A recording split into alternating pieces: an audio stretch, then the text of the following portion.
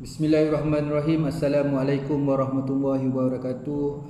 Selamat sejahtera buat sahabat-sahabat semua. So kita sambung lagi dalam kelas mengaji tulis artikel jurnal. Dalam topik kita menulis artikel dalam sasaran 100 tajuk yang kita boleh hasilkan dalam sebuah tesis ataupun dalam geran penyelidikan. Kita dah sampai kepada bab 2 untuk siri yang kedua. Hari itu kita dah cover dalam konteks akademik. Bagus jugalah. Yang ni yang pakcik nak highlight, takut lupa. Okey. Mungkin ada yang tertanya-tanya dan ada yang PM tepi. Okey. Motif dia macam ni. Kita dah habis bab 1. Okey, dah settle dah. Yang mana kita menulis itu based pada latar belakang, penyataan masalah, kepentingan kajian dengan scope and limitations. Okay, kita boleh menghasilkan beberapa artikel daripada bab 1. Kemudian kita sekarang nak pergi pada bab 2. Bila bab 2 yang 2 hari lepas saya cover dalam konteks academics.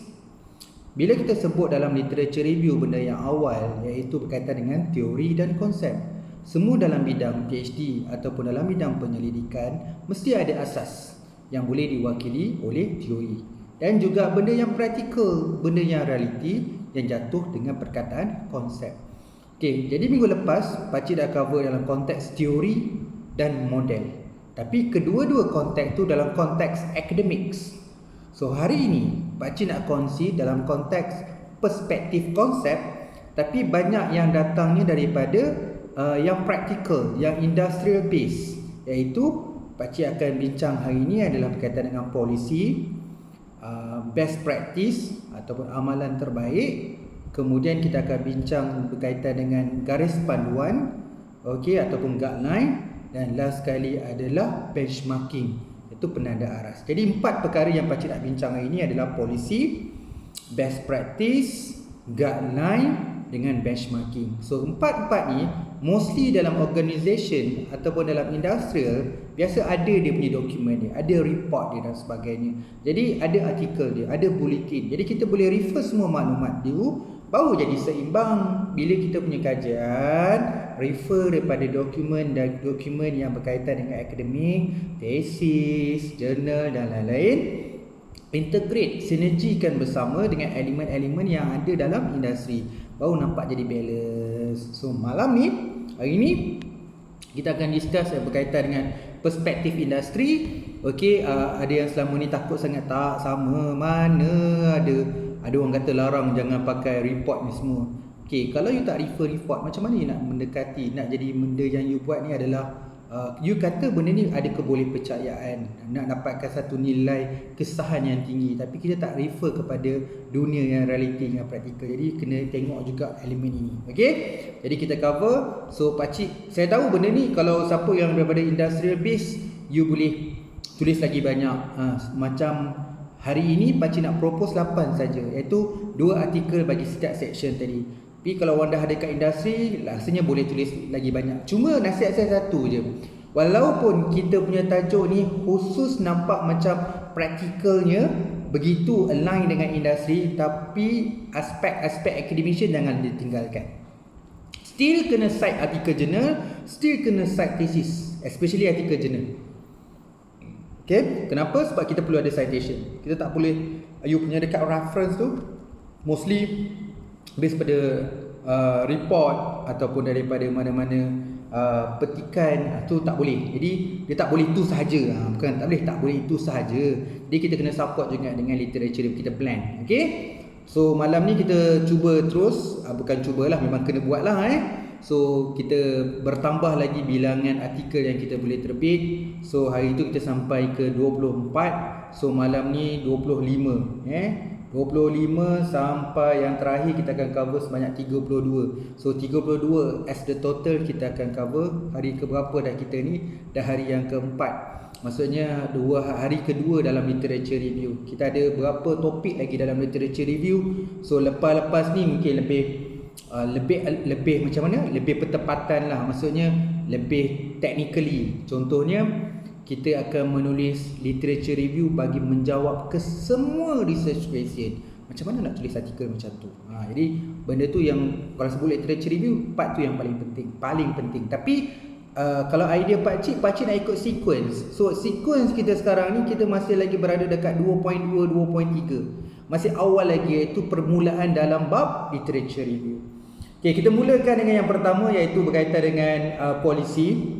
Okay, polisi ni biasanya datang daripada government. Kita faham polisi daripada government, tapi tidak dia boleh datang juga daripada industrial ataupun daripada swasta ataupun daripada association. Kita kamukan polisi. So polisi itu mungkin jadi internal, ada polisi to public policy. So kita depends pada kita punya topics. Ada yang refer to government sebagai public policy, ada yang jadi macam untuk industrial atau untuk internal organizational. So dia gunakan polisi itu untuk dia punya internal base ataupun practically base. Jadi boleh pakai polisi. So kita masih lagi kekalkan simulation supaya nak ada konsistensi. So kita gunakan lagi sustainable developments. Okay, sekarang ni kita dah settle iaitu teori. So sekarang ni kita come out dengan konsep. Sekarang ni bawah topik literature review, konsep lagi. So malam ni kita cover polisi. Artikel pertama, bila saya explore, dan kadang-kadang benda tu kadang-kadang kita dah biasa. Kadang-kadang dah biasa tengok technical report, kita pun dah biasa tengok dengan apa lagi apa-apa lah, annual report dan sebagainya, white paper. Jadi kita jumpakan, okey, bila sentuh pasal polisi ni banyak orang publish artikel memang dia gunakan term ni. Jadi saya pun sumbang lah, okey. Tapi kalau you all sebenarnya bila kita propose tajuk ni, you boleh gunakan good start, dia boleh ambil yang Pakcik punya ni.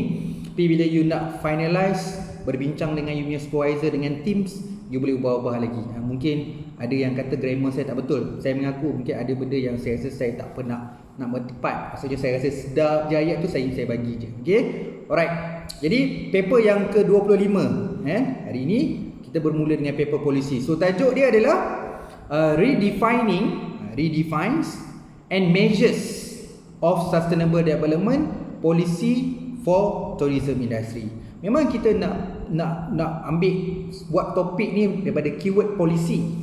Tapi the whole title tu dia jadi redefining and measures of sustainable development policy for tourism industry. Okay, dalam tourism industry saya percaya dia ada polisi-polisi dia, sama ada local policy Malaysia ataupun kita ada ASEAN, Asia ataupun kita ada worldwide punya polisi regarding on the sustainable development. Cuma Pakcik ambil contoh satu je kat sini, iaitu redefine and measure. Maksudnya macam mana definisi yang dulu, mungkin dulu tak ada SDG, sekarang ada SDG. So kita sekarang definisi baru dengan time COVID-19 ni, mungkin kita perlu redefine. Kemudian ada elemen-elemen measure, ada tambahan pillar dan sebagainya. Jadi you boleh cerita redefining and measures of sustainable development policy for tourism industry. Itu title. So dia punya online, kita boleh start macam biasa. Yang ni terpulang, ada yang nak panjang, ada yang nak pendek, ada yang nak ringkas, ada yang nak kompleks. Terpulang ikut masing-masing. Tetapi bagi saya, masing-masing ya juga. Yang paling penting kita kena tahu kat mana jurnal yang kita nak hantar.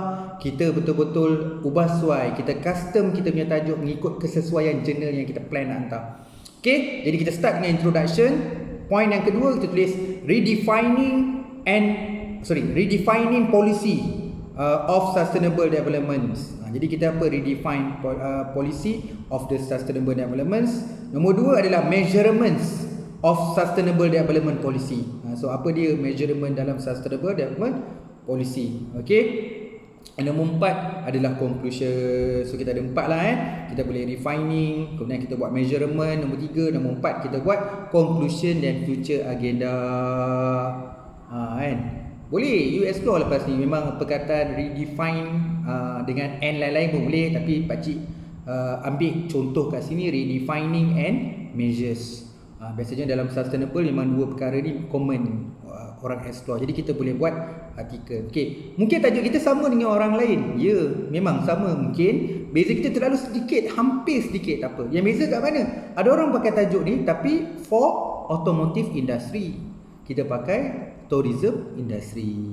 Jadi walaupun sekecil itu perbezaannya, kita boleh lagi hantar artikel. Kat mana? Kalau you jumpa tadi yang paper yang berkaitan automotive tu, yang buat apa, redefine and measures of sustainable development policy dekat jurnal X, maka kita pun hantar jurnal X. Tak apa ke?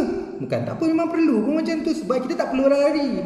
Kita sepatutnya berada dekat kelompok yang sepatutnya. Kat mana tumpuannya jurnal, kat mana ramai orang download dan site, kita sepatutnya berada kat situ. Walaupun sebenarnya tajuk kita sama dengan orang lain. Percayalah, sebenarnya orang yang kita copy tajuk tu dia pun gembira. Ada juga aku punya follower. So aku punya tajuk ni ada ramai yang extend. Pergi pula study dekat negara lain. Malahnya bila kita tahu ada orang yang buat tajuk yang seakannya kita pun ajak dia collaborate. Kita buat comparison antara negara X dengan negara Y. Benda tu cara itu normal lah, Dia bukan benda yang tip and tricks baru, tak. Biasa dah orang dah buat. Kita copy title tu tapi kita pergi replicate ataupun kita pergi perspektif yang sedikit berbeza. Okey, tu paper yang pertama malam ni. Paper yang kedua masih lagi dalam under umbrella konsep dan polisi, dalam konteks industri atau organizational base. So paper yang kedua berkaitan tajuk dia, keyword dia masih lagi polisi. Okey, yang kat sini perkataan yang pakcik pun sebenarnya tak pernah guna, tapi bila tadi explore itu jumpa perkataan ni. So pakcik letak tajuk yang kedua ni, assimilation and integrations. Asimilasi lah tu, assimilation and integration policy of sustainable developments. Kalau nak tahu pasal assimilation ni, bahasa mudah dia adalah dalam satu keadaan, contohnya macam proses, kita betul-betul fully understanding dia punya information dan idea. Jadi apa maksud assimilation ni? So dalam sustainable development ni, especially dalam polisi ni, kita betul-betul faham proses dalam polisi ni. So ada benda terms ataupun ada factors tu kita fully understand. Kita betul-betul memahami dia punya information ataupun idea. Jadi assimilation ni good term sebenarnya. Assimilation and integration also. Assimilation and integration policy of sustainable developments for tourism industry. Itu kita punya title. Memang fresh juga ni. Kalau you tengok dekat Google mungkin tak adalah sama sangat, tapi hampir-hampir je lah. Kemudian untuk panduan semua bila saya bagi contoh ni dekat tourism industry, so you boleh try kat mana-mana industri. Takkan pakcik nak bincangkan 100 tajuk ni, nak bincang semua industri. Orang bidang sains, orang dalam bidang social science, bidang education, bidang apa lagi, bidang especially tourism, bidang Islamik, bidang apa, you basuai. Pakcik cuma sekarang nak bincang macam mana kita terbit artikel, go through outline by outline. Kadang-kadang memang konsep pakcik ambil konsep yang agak general. Pakcik tak pergi terlalu spesifik, pakcik just bagi idea. Saya rasa semua orang yang betul-betul yang dapat follow, kalau yang tak dapat follow nanti cuba faham idea sekarang ni. Kita ikut sequence outline by outline dalam thesis atau research grant. Jadi kita go through satu-satu. To be positive, kita boleh hasilkan banyak artikel sebenarnya. So dari segi outline, kita start dengan introduction. So kemudian kita ceritalah assimilation of sustainable development policies. Kemudian kita cerita policy for the integration of the sustainable development. So kita cerita policy lah yang ada berkaitan dengan sustainable development. Kemudian kita cerita pasal conclusion and future agenda. Keyword kat sini adalah assimilation and integrated policy. Sebab kalau you tengok dalam sustainable development memang berkaitan dengan policy lah. Awal-awal lagi kita dah cover tu yang pasal 5 pillar tu. Humans, cultures, social, environmental dengan economic tu. So bila sebut pasal policy memang dia akan discuss 5 pillar tu. That's why the word is used as integrated policy. So assimilation and integrated policy for sustainable development in tourism industry. Tu paper kedua kita.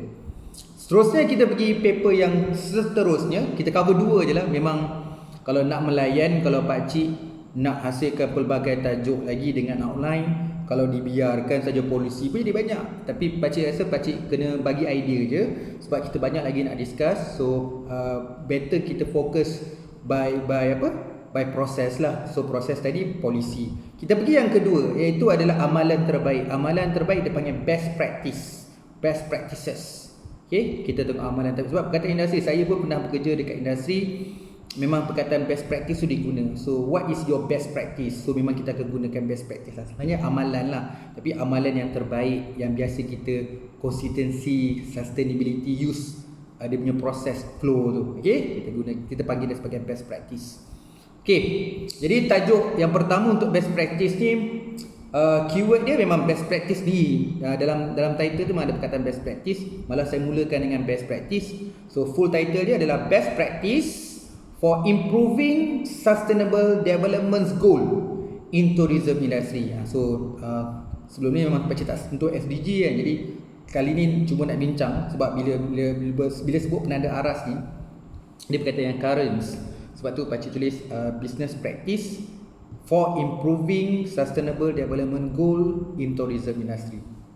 Itu istilah baru lah, bukan. Kita macam-macam ada sustainable development initiative, sustainable development practices, sustainable development indicators, sustainable development measurements. Tapi currently dari segi macam UNESCO ni yang keluarkan sebenarnya, so kita dah terbiasa ataupun terikut dengan term goal tu, visionate ataupun aim tu. Jadi pakcik create a title, benchmarking for improving sustainable development goal in tourism industry. Okay, di paper best practices. Okay, dari segi outline kita macam biasa start dengan introduction. Kemudian pakcik cerita trends and evolution of sustainable development goal. Okay, sebelum ni artikel sebelum ni kita tak cerita benda tu. Jadi why not kita start dulu cerita, sebelum cerita benchmarking detail tu, kita cerita dulu trends and evolution. Trends and evolution of sustainable development goal. Kemudian poin yang ketiga baru kita cerita elements of best practice. So dalam best practice tu ada element. So element of best practice for sustainable development goal. Okay, yang mula-mula tadi kita cerita dia punya trend and evolution SDG. Kemudian kita cerita element of best practice dalam sustainable developments. Kemudian kita point yang keempat, kita cerita benefits. Apa benefits ke, advantage ke, pakcik tulis benefit. You all nak tukar boleh. Benefits of best practice implementations towards improving sustainable development. Pakcik ulang balik pada panjang sikit dia punya online ni. Benefits of best practice implementation towards improving sustainable development goal. Okay, dan poin yang terakhir, yang poin yang kelima, outline yang kelima adalah conclusion. Jadi pakcik kepelbagaian sikit lah idea dari segi outline tu. So kita ada 5 outline. Kita ada introduction, kemudian kita cerita trends and evolution of sustainable developments, kemudian pakcik cerita elements of best practice of sustainable development, kemudian kita bincang tentang benefits of best practice of sustainable development, last kali kita conclusion. Okay, itu paper pertama best practice. Kita tengok pula paper kedua. Bila sebut pasal sustainable development ni, memang pakcik jumpa juga lah berapa keyword nak buat artikel untuk sustainable development ni. Jadi pakcik jumpa satu lagi yang jadikan macam selain daripada best practice, banyak juga yang jadikan good practice. Dia tak panggil best practice, jadi good practice. Jadi pakcik yang artikel ni pakcik tukar lah, pakcik tak guna best practice, pakcik guna good practice. Jadi kita gunakan good practice. Jadi tajuk dia agak menarik sikit lah, sebab pakcik sendiri pun tak ada lagi title yang macam ni. Jadi propose ni bagus juga, bukan untuk you all, saya untuk pakcik juga. Okay, so tajuk yang pakcik buat ni adalah monitoring and evaluations. Monitoring and evaluations of good practice in national sustainable development for tourism industry. Okay, maksudnya bila sebut national tu, dia fokus pada internal lah. Kalau kata kita buat artikel ni, saya tulis artikel ni, bila saya sebut National Sustainable Development, merujuk Malaysia lah, berkaitan dengan macam mana kita buat monitoring, evaluations of good practice in National Sustainable Development for tourism industry. So macam mana kita punya internal lah, our local, our national sustainable developments. Okay, dalam konteks ni good practice. So macam mana kita monitoring and evaluation of good practices in national sustainable development. Menarik topik ni. Kemudian kita punya nak jadikan research grant pun bagus topik ni. Okay, kemudian kita punya outline, saya start dengan introduction. Okay, kemudian saya cerita dulu definitions and element of, ataupun definitions and element of good practices. Cerita dululah apa yang berkaitan good practices ni, cerita dulu definisi dengan elements for national sustainable development. Kemudian baru kita masukkan monitoring. Ambil satu dulu, monitoring of good practice in national sustainable development. Kemudian kita ambil yang kedua adalah evaluations of good practices in national sustainable development. Last kali conclusion and future agenda. Ini paper ni pun menarik. Jadi kita boleh buat fokus on good practices in national sustainable development, tapi kita ambil cuma monitoring dengan evaluations. Okay, last kali kita keluarkan conclusion and future agenda. Okay, kita dah habis 4 paper. 2 paper dalam polisi, 2 paper dalam best practices. So kita lagi dua lagi yang kita nak bincang, iaitu berkaitan dengan garis panduan, iaitu guideline, dengan benchmarking. Benchmarking ni penanda aras. Okey, kita teruskan garis panduan. So untuk garis panduan ni yang pakcik sebut, kita ada dua artikel kat sini. So bila pakcik explore apa nak buat artikel yang berkaitan dengan guideline ni, jadi pakcik propose yang nombor 1 macam ni. So bila betul bila kita sentuh pasal sustainable lah, dalam kes ni sustainable lah. So bila kita explore dekat Google search, bila sebut pasal sustainable, yang paling dekat kita akan jumpa dia punya pair dia adalah environmentals. Kadang-kadang kita jumpa juga dia punya culture, kadang-kadang jumpa human, begitu juga social dengan ekonomi, sebab dia ni kan pillar dalam sustainable development. Jadi untuk paper yang kelima malam ni, pakcik selitkan dia punya kawan dia lah, iaitu environmental. Tapi masih lagi kita punya aim kat sini adalah yang berkaitan dengan guideline. Topik kita adalah sustainable development. Okay, macam mana pakcik buat tajuk? So tajuk dia adalah Integrated Environmental and Sustainable Development Consideration and Guideline for Tourism Industry. Okay, pakcik tahu, takut nanti all kata pakcik duk main ulang-ulang perkataan. Tak, pakcik kadang-kadang pakcik cuba juga nak mengharmonikan, nak buat pengharmoni dalam dari segi terms. So nak buat kepelbagaian dalam kita nak menghasilkan tajuk yang berlainan. Of course sebab kita punya sekarang ni, yelah, kita nak cantikkan kita punya CV. Masa yang sama kita pun seronok kalau orang baca artikel kita. So bila dia boleh bezakan antara artikel A, artikel B, artikel C. Macam pakcik selalu ulang, kita tak recycle pun, kita terbit go through the section by section, outline by outline. Okay, jadi tajuk Integrated Environmental and Sustainable Development Considerations and Guideline for Tourism Industry. So macam mana dia punya outline? Nombor 1, introduction. Kemudian pakcik cerita dulu Integrated Sustainable Development, sebab memang ada term ni, memang ada term dalam Sustainable Environmental ni, memang dia ada Integrated Sustainable Environmental.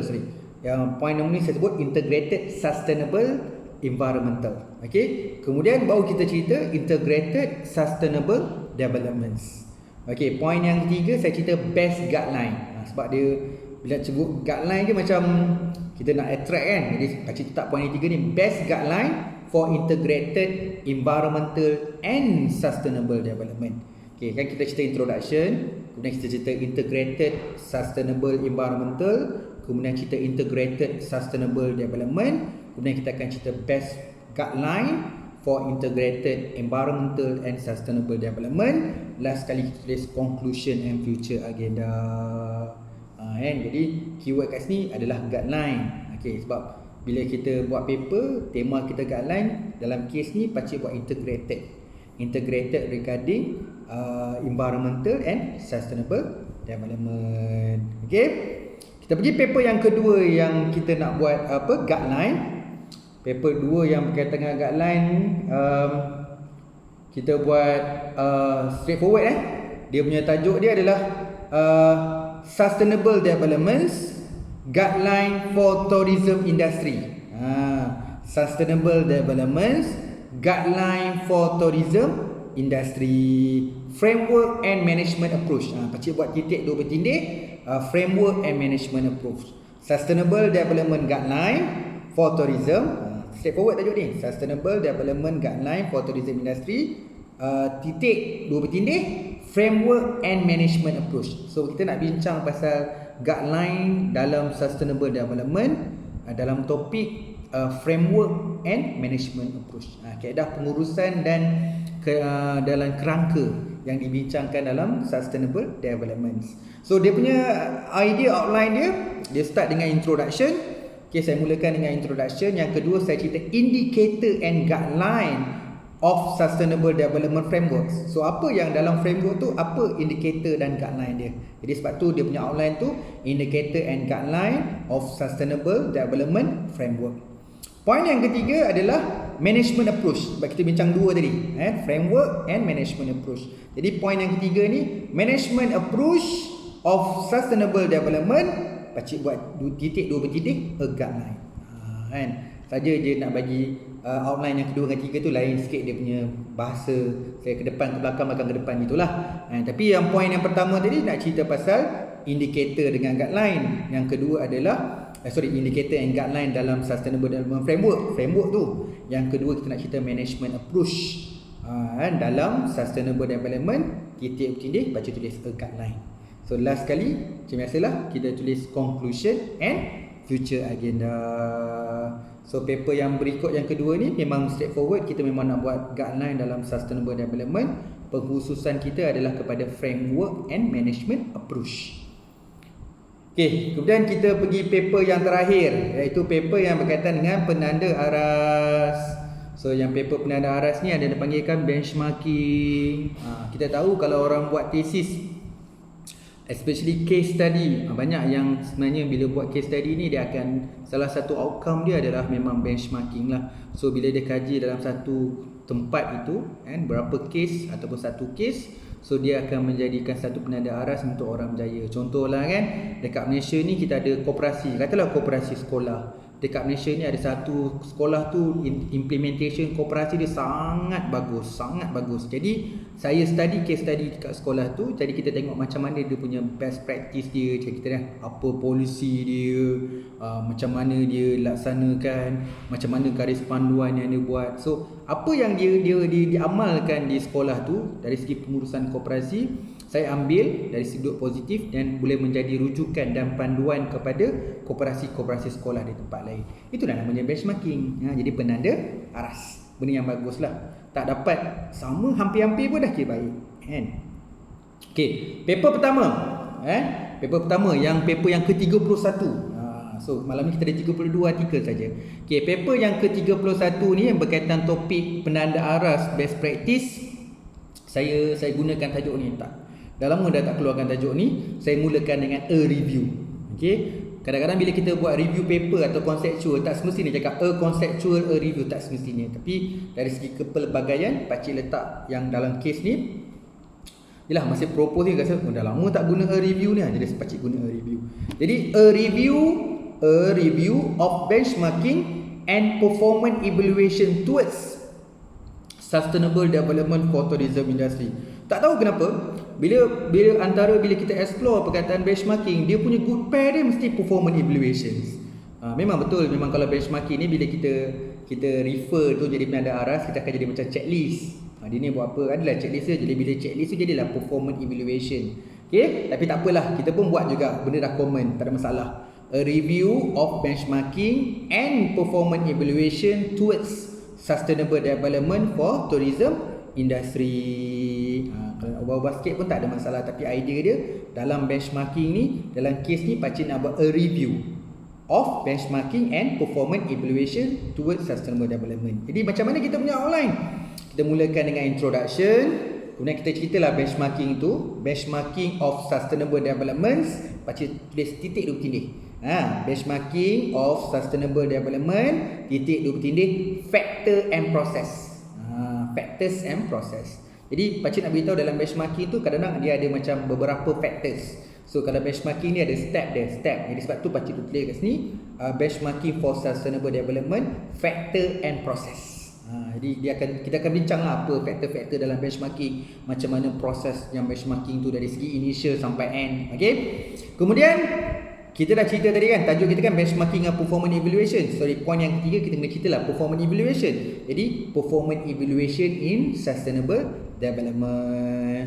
Last kali kita buat conclusion. Maka siaplah satu artikel yang berkaitan dengan benchmarking and performance evaluation. Mula-mula cerita introduction, kemudian cerita benchmarking dalam sustainable development dalam konteks factor and process, kemudian kita cerita performance evaluation dalam sustainable development, kemudian kita conclusion. Okey. Paper yang terakhir yang berkaitan dengan benchmarking, sebenarnya tajuk ni pakcik nak simpan dulu tapi rasa macam tak boleh tahan dah.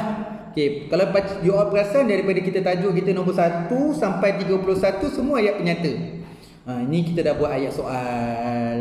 Kita boleh buat tajuk ayat soal. Kadang-kadang ada attract juga tanya soal. Jadi pakcik tulis what benchmarks might be used for sustainable development in tourism industry, tanda soal.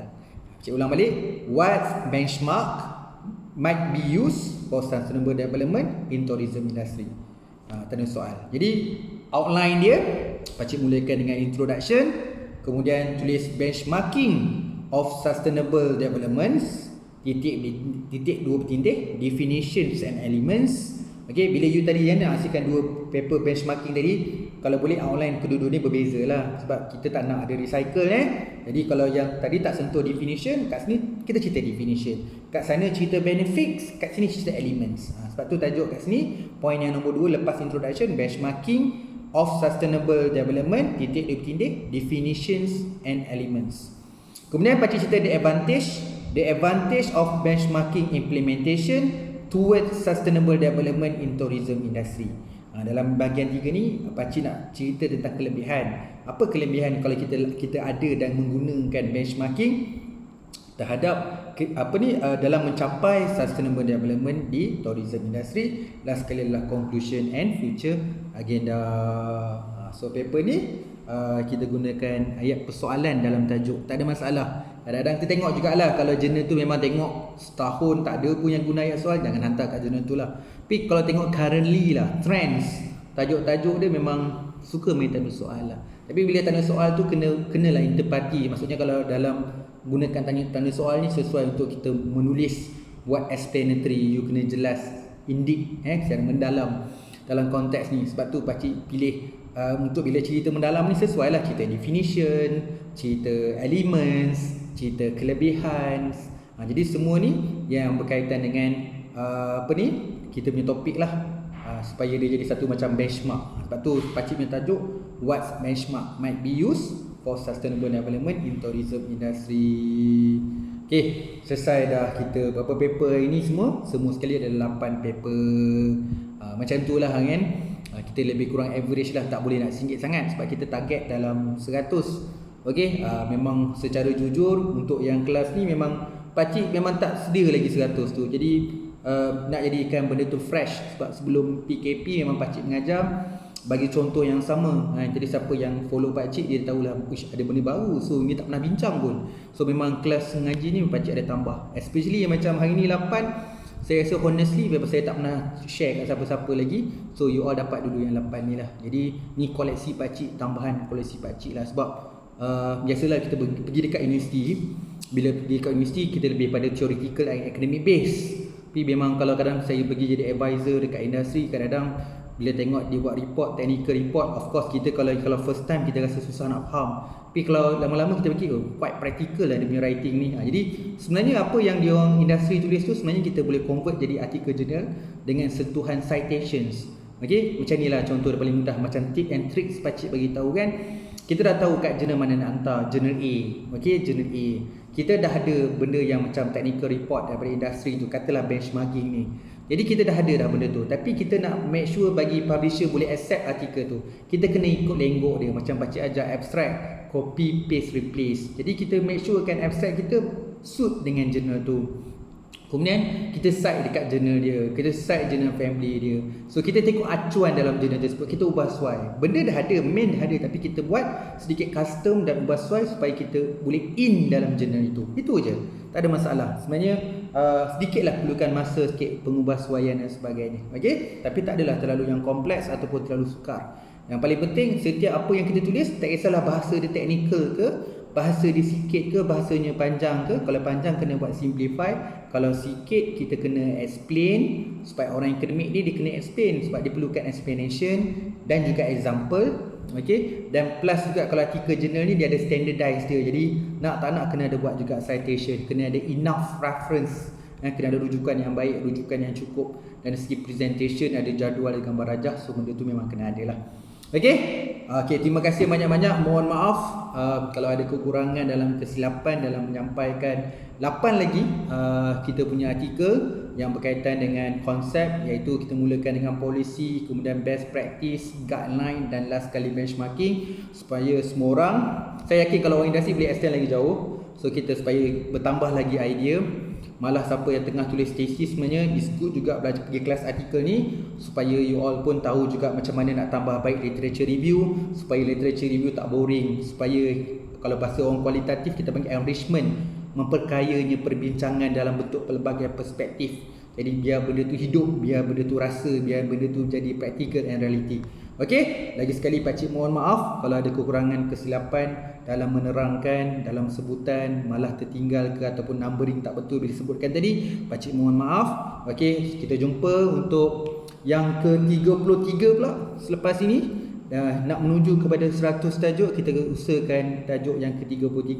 Semoga bertambahlah kita punya manfaat dan ilmu, dan tambah kuat dalam ni, semakin positif, semakin seronok, semakin menjadi-jadi dia punya semangat dan tenaga tu untuk menghasilkan lagi banyak-banyak artikel. Pakcik sentiasa menyokong dan berdoa agar semuanya berjaya menulis artikel. Bukanlah kita kata kita nak mengejar kuantiti. Pakcik bukan nak suruh kuantiti. Ni namanya ilmu. Kita nak kembang, kita nak luas, kita nak pelbagai, kita nak ramai database, nak ramai audien.